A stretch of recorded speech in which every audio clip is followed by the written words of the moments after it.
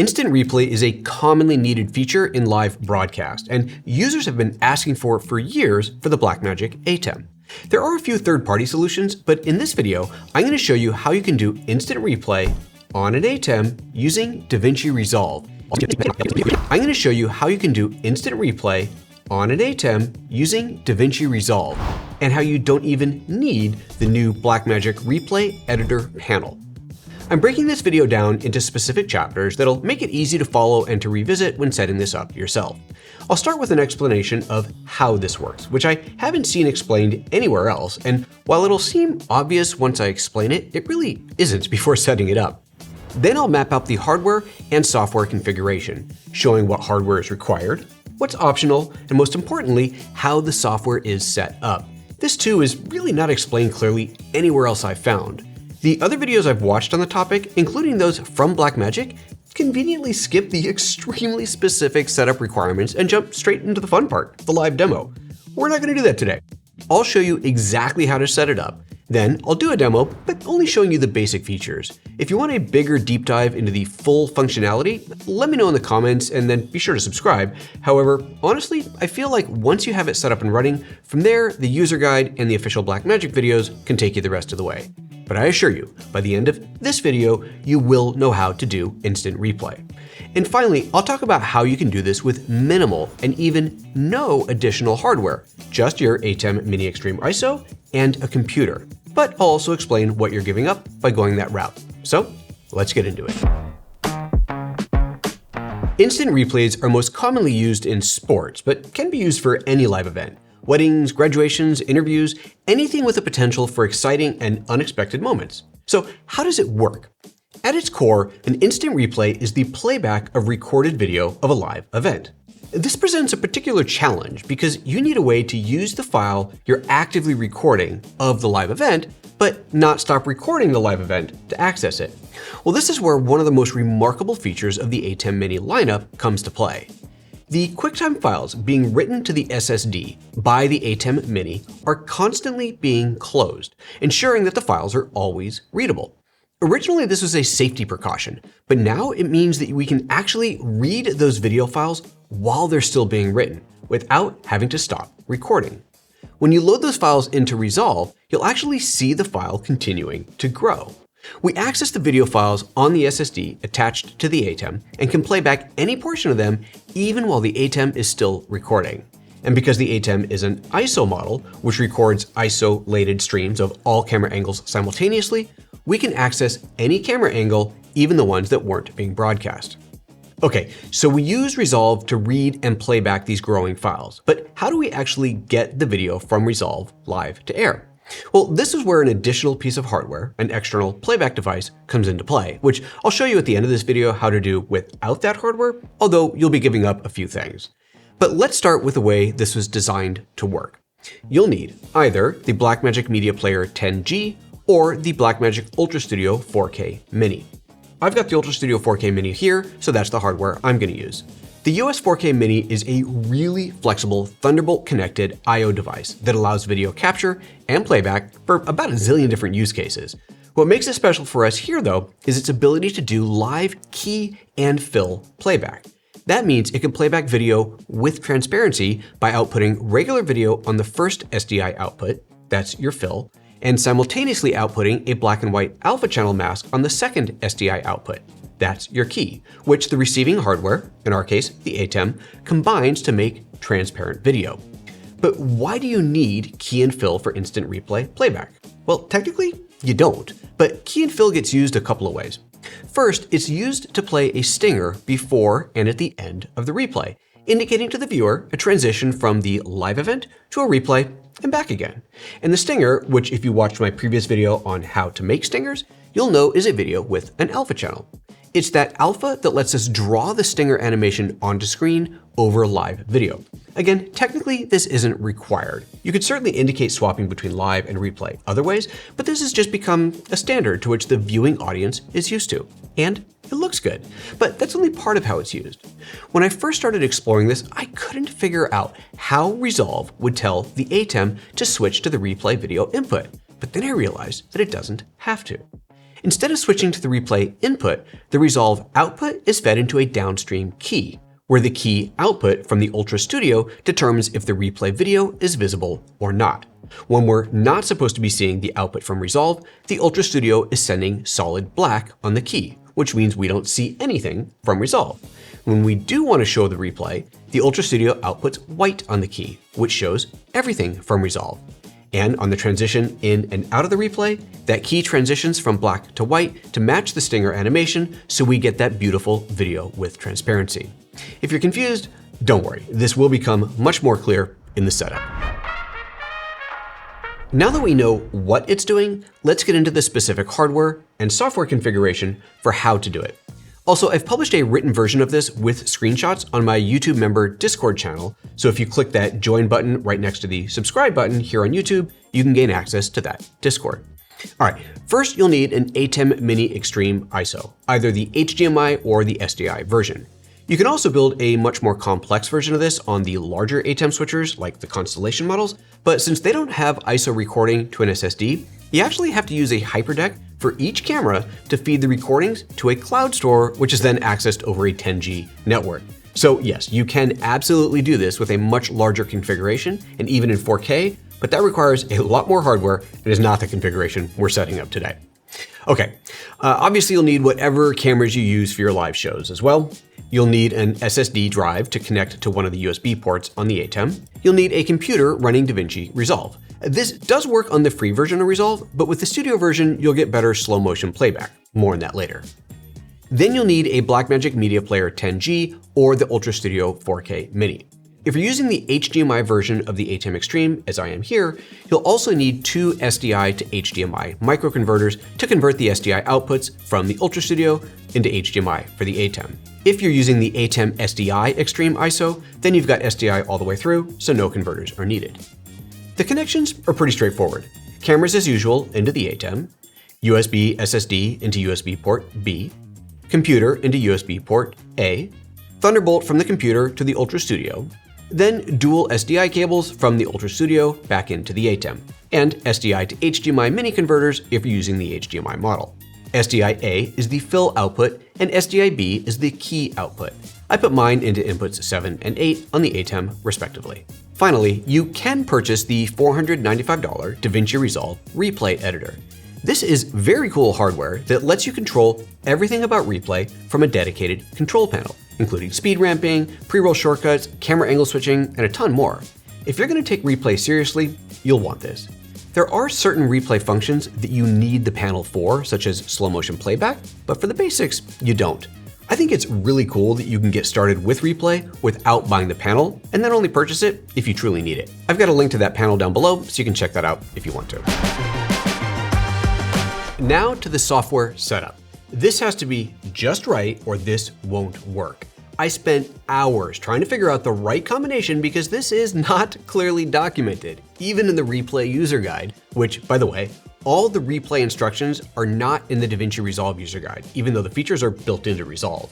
You need to download the Replay Editor user guide from the Blackmagic website to dive deeper into this. I'll put a link to that user guide down below as well. At the end of each segment here, I'll put up a collection of marked up screenshots so you can grab one screenshot for each setup stage. Or again, this is all documented on my Discord. First, open the ATEM Software Control app. Open the settings. Under the General tab, ensure that your switcher video standard is set correctly. In my case, it's 1080p 25.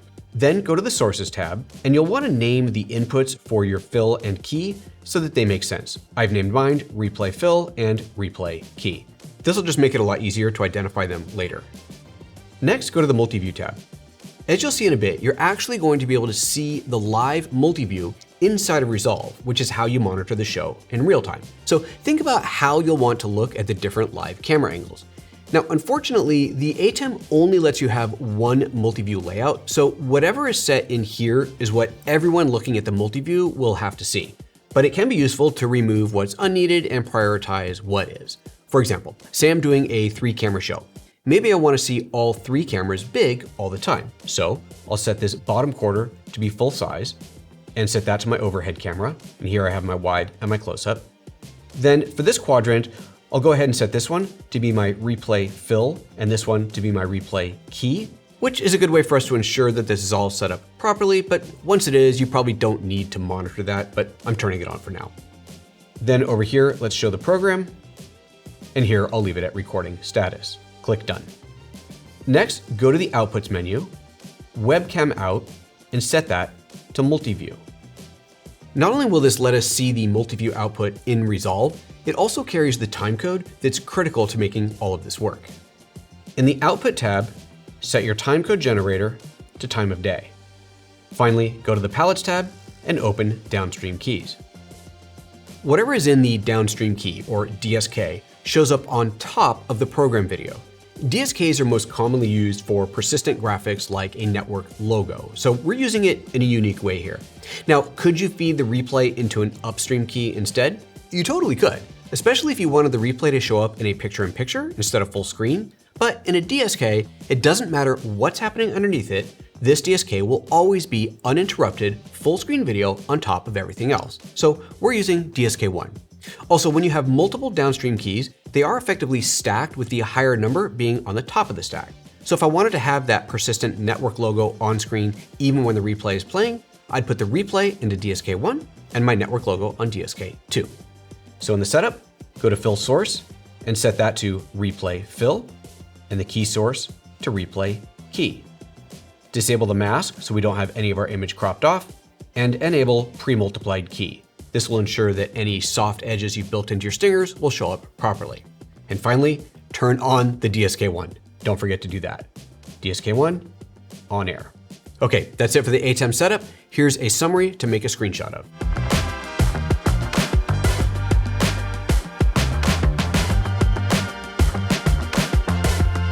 Next, to Resolve.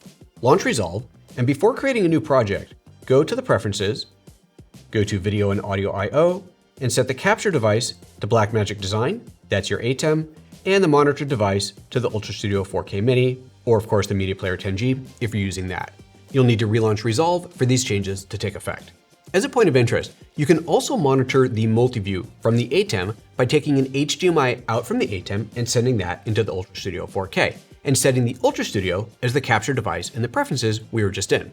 This is actually the way you have to do it if you're using a larger ATEM setup, but for this tutorial, we're keeping it as simple as possible. Create a new project and go straight to the project settings. Under the master settings, make sure that your timeline resolution and frame rate are set accurately. In my case, again, that's 1080p and 25. Then we set up video monitoring. This is where it's easy to get hung up. Again, the resolution and frame rate have to be the same, so 1920 by 1080 and 25. Next, do not enable any of these other settings, no 444 and no dual outputs on SDI, even though both of these might seem like they make sense to turn on. Don't do it. Under SDI configuration, set it to single link. But Joseph, we're doing dual SDI output. Shouldn't at least one of these dual settings be on? No, just no. I've lost hair over this. Leave them off. Leave them off. Data levels need to be video, and video bit depth needs to be 10-bit. Click Save. Now go to the Cut page and click this little icon here to enable the replay controls. Under this menu, make sure that Mute Replay Hardware SDI Outputs is enabled. What an odd thing. Why does that matter? So glad you asked. With that enabled, you now get dual SDI output, meaning key and fill over your UltraStudio. Congratulations, Blackmagic. You win the award for the least intuitive menu name anywhere ever.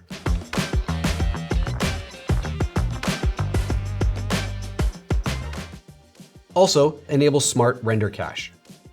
Now, when it comes to the slow motion settings and slow motion playback, unfortunately, it doesn't seem that you can use the slow motion features for real-time live playback without the hardware panel, I think. If you figure out how to do it, by all means, let us know in the comments. But if you do have the panel, and you have a fast computer, and you're on Resolve Studio, enable optical flow for replay and optical flow for timeline. That'll give you the smoothest slow motion playback. Okay, here's a screenshot summary for your screenshotting pleasure. That is the setup. Now we're ready to play. Let's see how it works. First, start recording in the ATEM. Go to the Output tab, and under Record, give your live show a name, call this Replay Demo, and make sure that ISO Record All Inputs is enabled, and start recording. Now head to Resolve, and on the Cut page, click Import, navigate to Locations, and find the ATEM Mini Extreme ISO. And there you'll see your connected USB drive. That's where it is on the Mac. On Windows, I'm not sure where it'd be, but I have faith in you. You'll find it. Double-click that drive to mount it, and there's the show that we just started, Replay Demo. We'll open it up, and there's the video ISO files, and there we can see all 8 ISO streams that are being recorded. I only need the first 3 angles, so I'll just select those and click Open. Now we see those showing up in Resolve with this little red dot next to them indicating that it is a live or growing file. Now if I click on the multi-source icon, it'll automatically find all the shots with the same timecode, lining them up for me. From here, I can scrub through what's already been recorded,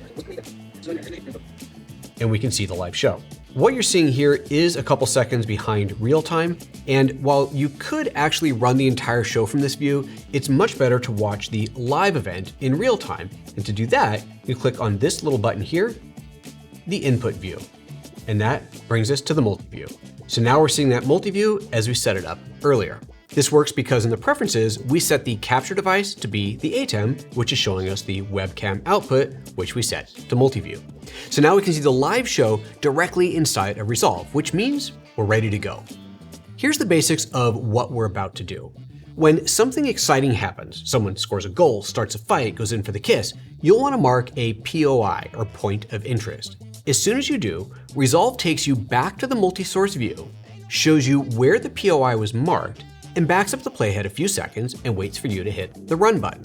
When you hit run, it changes the key from black to white so your replay is visible and plays the video. When you're done, you click dump and that turns off the replay, revealing the program again. Watch. I'm gonna do this by just having a little thing that I throw. So there's the action. And then I quickly hit POI. Boom. You can see it took me back to the multi-view. I can see the POI marker and it's backed me up 6 seconds. From here, I can scrub through and see everything else that was recorded and choose a different place to start my pre-roll if I want to. And I can choose a different camera angle. Let's go for the wide angle shot here. When I click run, watch the multi-view output as well, and watch the video fill and how that's going to play the video playback, and the key and how it's going to switch from black to white. Here we go. I click run, the key switches to white, the video plays back, and there's the event. When I'm done, I click dump, and it dumps me back to the main view. And then you're ready for the next shot. That's the core of it. Mark your point of interest, adjust the pre-roll time if you want, change angles if you want, and play it back.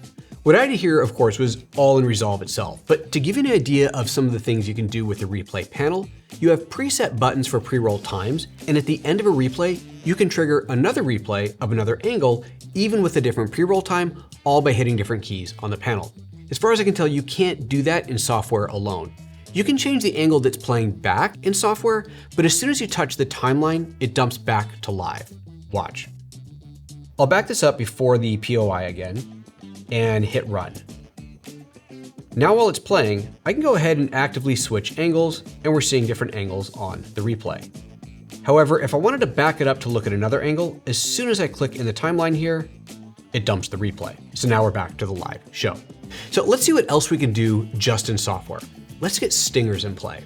To activate stingers, go to this menu and choose Auto Stinger On. That opens up the Auto Stinger wells, and now we're ready to import our stingers. I've got a bunch of these sitting on a folder on the desktop, and I'm gonna bring in these 3 here, 1, 2, and 3. These are all stingers that I built in the previous video about how to build stingers, and one of these I've made extra long, 2 seconds long, just so we can see a little bit more clearly what's going on here. Once your stingers are imported, go ahead and drag and drop them into the wells. These are all ProRes 4444 videos, meaning these are videos with built-in alpha channels. You can technically import a series of PNG files and have Resolve treat that as a video file, but I found if you try to use those as stingers, it doesn't quite work. It plays the first half, but not the second half on the incoming, and on the outgoing, it doesn't play the first half, but plays the second half. I don't know why, so just use actual ProRes 4444 videos. To choose which stinger you want to play, simply select it here. I'm going to choose the long 2-second one. I'll go back into my live input, and let's do another event. So again, we're gonna use this. So it throws back and forth, it's so exciting, and we marked a POI. We're now ready to go. We'll back it up a little bit more and click run. Now we'll see the stinger play back with that alpha channel. There's the playback of what we just did. So building up to the big event, and there it is. And when we're done, we click on dump and it dumps us back out again. There's another really cool thing you can do in software, and that's queue up a series of replays on a timeline, or really any video you want, and play that back as a replay. First, there's a feature to drop whatever replay you just did onto a timeline. This can be a great tool to build a highlight reel, or even to save multiple replays out for shorts. In fact, you could, during a live event, mark a POI, play it back for the live audience, dump that to a timeline, and render it out to a shared folder, and have someone else grab it to post onto social media while the live event is still happening. So cool. But let's look at how to make and play back a timeline. I'll start by dumping the replay that I just did. This button right here drops the most recent replay into a timeline. And there it is. I could trim this if I wanted to, but I'm just gonna leave it as it is. Now I can scrub through and just look for any other event that I might want to add. Let's go to a different angle.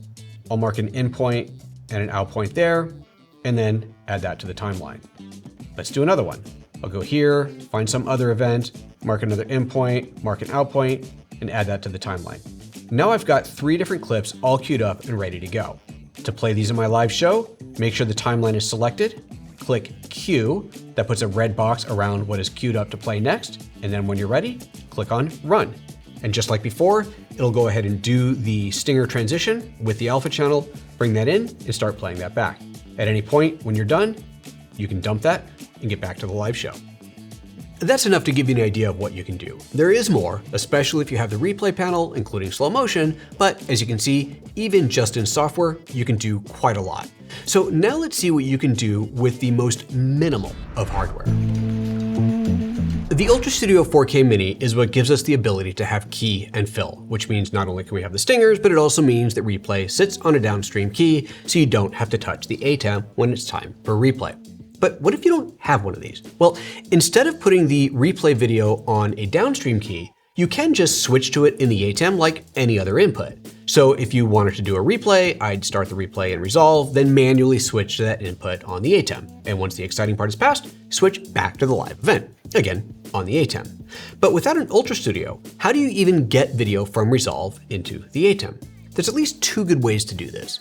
The first would be to use an UltraStudio Monitor 3G, which, just like the UltraStudio 4K Mini, is a Thunderbolt playback device, but unlike the 4K Mini, it's playback only, it's single channel only, so no key and fill, and it's HD only. But it's also only $125 versus the $1,055 for the 4K Mini.